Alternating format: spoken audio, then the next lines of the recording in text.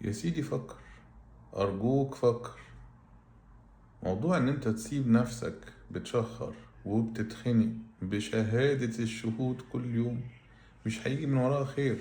كل اللي هيجي من وراها إن حالتك الصحية تزداد سوءا، مشاكلك الاجتماعية هتعلى أكتر، وهتلاقي نفسك تدريجيا ابتدى يبقى معاك ضغط، معاك سكر، معاك مشاكل في الأوعية الدموية، مودك بقى وحش، قدرتك الجنسية قلت، هتلاقي مشاكل كتيرة جدا.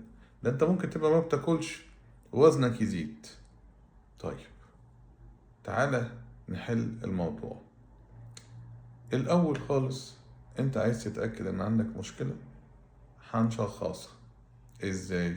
هتجيلي، هنعمل منظار هيبين ايه المشكلة، هنعمل أشعة هتبين لو في مشكلة، هنعمل دراسة نوم هتبين المشاكل اللي ما نقدرش نشوفها أثناء النوم.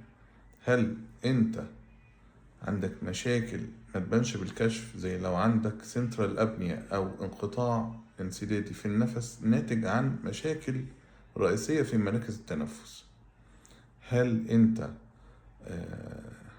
أثناء النوم ده الانقطاع طول، أنت الانقطاع عندك متكرر، درجته إيه، شديد ولا متوسط ولا بسيط؟ وكل حاجة حسب الأرقام ينطرح علينا حلولها.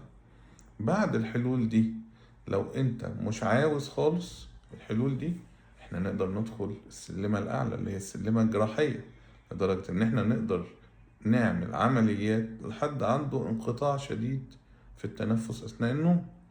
فإن شاء الله لكل مشكلة في حل، لكن لازم تمشي السلم من أوله وما تكسلش.